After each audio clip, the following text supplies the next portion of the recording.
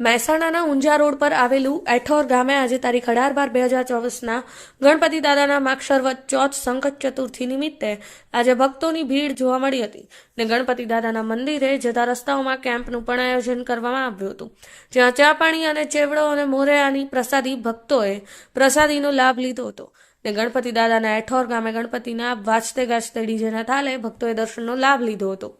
ગણપતિ દાદાના મંદિરમાં બુંદીના લાડુ અને ગોળનો પ્રસાદ ભક્તો દ્વારા લેવામાં આવ્યો।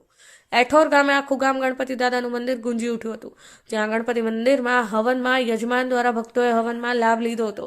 ગણપતિના મંદિરમાં ગણપતિ દાદા મોરિયા, ગણપતિ અદ્દા મોરિયા જેવાના નારાઓ સાથે ભક્તોએ દર્શનનો લાભ લીધો હતો। કનકસિંહ રાજપૂત, પાટણ ન્યૂઝ 24, મહેસાણા।